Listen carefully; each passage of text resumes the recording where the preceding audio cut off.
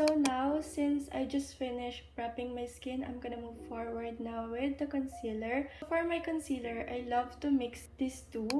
This is the shade 01 and 02 from Focallure. Ito yung kanilang full coverage concealer pot. Anyway, I'm gonna be using a brush from Focallure. Ito yung brush 270. So yeah, itatap ko lang siya sa pot. And then, I'm just gonna apply it to the parts that I have spots.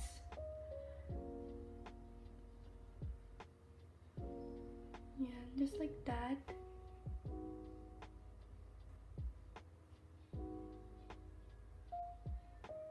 And papatungan ko siya nitong 02 na shade just to balance my skin tone. I like to mix these two. So if you have dark spots like me, this concealer, guys, is perfect for your skin. It's my favorite concealer as of the moment. It's giving the trendy NARS spot concealer. They have similarities, guys, and I like the coverage of this one too. So while we're waiting na mag-set siya sa ating face, I'm gonna fill some gaps lang sa aking brows.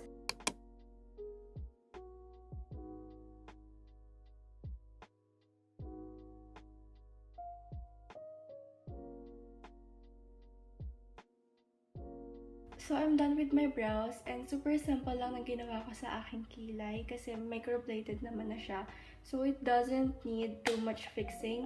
And now, since tuyo na rin yung ating concealer, I'm gonna blend it na. So, today, I like to use a beauty blender to blend the concealer on my face. I'm gonna spray it with the setting spray para lang mas kumapit yung makeup sa aking face. So, now I'm gonna blend it now with my beauty blender.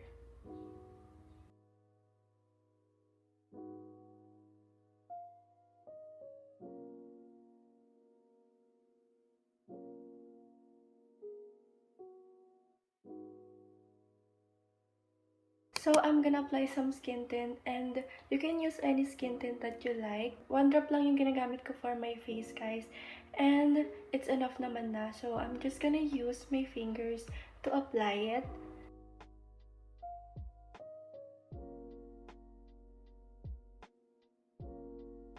So, guys, hindi ko siya directly ina-apply sa under eyes kasi ayoko maging cakey yung ating face.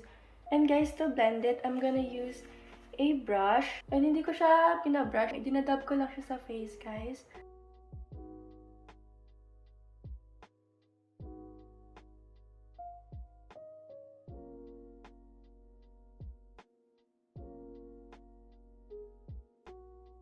So this is how it looks like. And that's how I cover my dark spots, guys. It's more even compared kanina. So, yeah. So now let's move forward with the eyeshadow. So for my eyeshadow, I'll be using this focallure 4 pan eyeshadow. So kapag nag-eyeshadow ako, guys, mapapansin nyo na neutral lang yung mga ginagamit kong shades. So I'm gonna use this brush from focallure to yung 210. I'm just gonna mix this two. And we're gonna apply it. So guys, if you want a very simple and natural eyeshadow, I really recommend this one, guys, kasi super nice ng shade niya. As you can see, very perfect lang ng pagka-brown niya. And it's giving. Ganito yung mga look na ginagawa ko, guys, pag nagsiselfie. And if you're my OG subscriber, guys, you know this. Nagpalit lang ako ng brush. So yung gagamitin na nating brush is yung 242 from Focallure again. And I'm gonna use the darkest shade, this one. And yan. To add some depth lang dito sa dulo. So, ayan. We're just gonna dab it. And as you can see, very pigmented siya, guys. So, you need to blend it really well.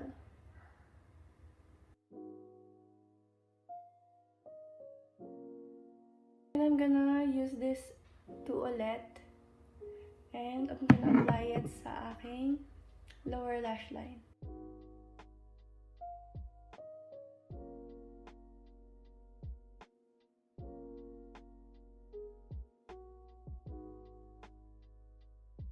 So now, since I'm done na with my shadow, I'm gonna move forward na, of course, with the eyeliner kasi hindi yan mawawala sa aking makeup routine. So for my eyeliner, super bet na bet kong gumamit ng mga maninyapis. This one is from Focallure.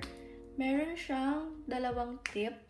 Merong mas manipis. As you can see, hindi ko alam kung visible, pero meron siyang mas manipis. It's like a ballpen type. And this one naman is mas makapal siya. And as you can see, ayan. Ipapakita ko sa inyo guys kung paano ako nag-eyeliner sa part na to using this tip.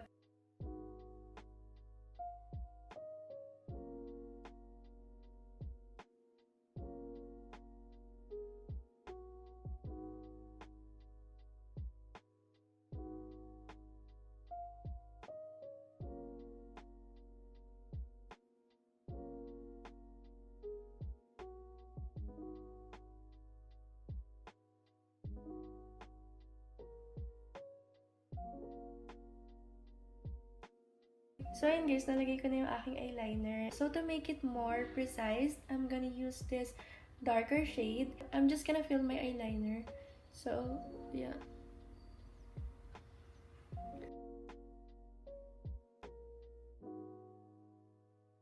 This brush nga pala is 220 from Focallure. So, yung mga excess, nalagay ko na lang siya dito sa aking lower lash.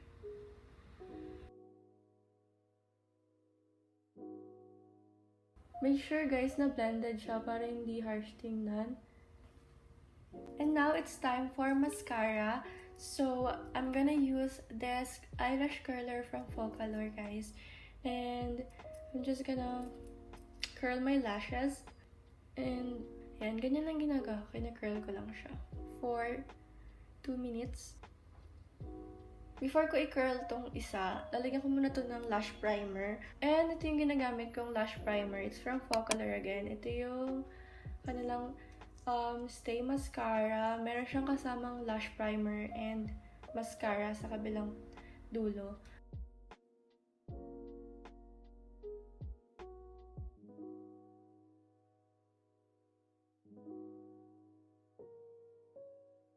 And since tuyo na tong part na to, lalagyan ko na siya ng mascara. And this one, mas makapal yung wand niya. That's why I love to use this kasi nalilift niya talaga yung lashes ko, as you can see.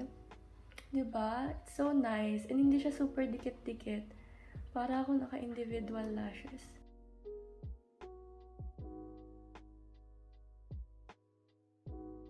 So yun guys, I'm done with the eye part. And now we're gonna move forward with the bronzer. I use this Soleil matte bronzer to bronze my face. And ito yung shade na S01. I always start here sa ilalim and then I bring it upward.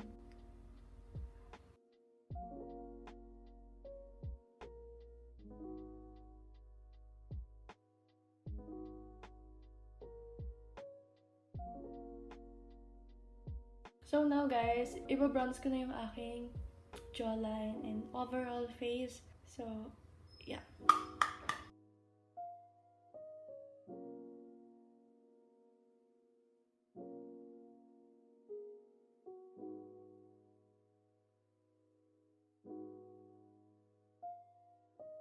So, na-bronze ko na yung aking face. And as you can see, it fits my skin tone lang. And for my powder, I'm gonna be using this Focallure Face. Ito yung shade na number 2. This one is my favorite loose powder.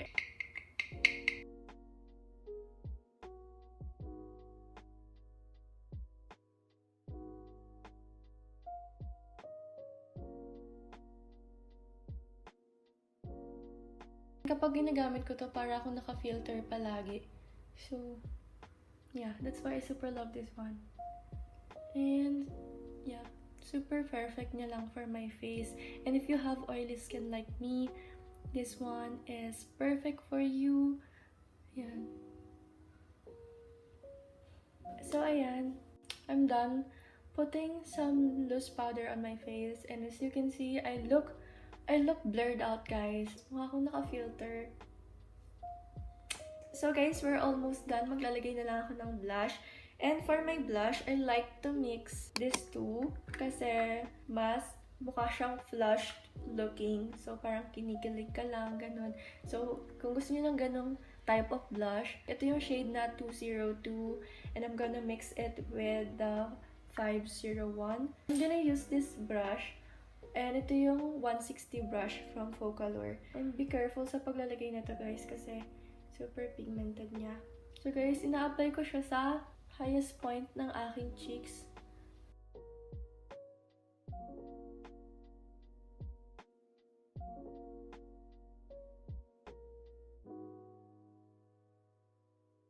So na maglalagay na ako ng highlighter, and yung highlighter na gagamitin ko is itong focallure face highlighter, which is my holy grail din. Kung mapapanood yung mga old videos ko, ginagamit ko na talaga siya. And yeah, ina-apply ko lang siya sa tip ng nose ko. And dito sa gitnang part. And for my inner corner, gagamit ako ng brush. Ito yung 230 na brush from focallure ulit. So, lalagay ko siya dito sa inner corner.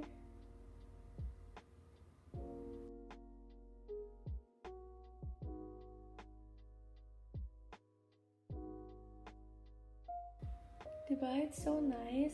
So now, to complete this look, maglalagay na ako ng aking lip products. So, yeah. So, for the lip product, I'm just gonna use this NU01. Ito yung kanilang creamy liquid matte lip stain. So, ayan. Ga-apply lang ako ng onte. Ayan. And I'm gonna use a brush, ito, to blend it. Kasi ayoko siya ng super precise when it comes to lips. So, yeah. So, kapag bina-blend ko siya, guys, lagi ko siya ino-overline to create a smudge or mas blur-looking na lips. So, guys, lately, naglalagay ako ng glossy tingy sa aking lips. So, I'll be using this OR03.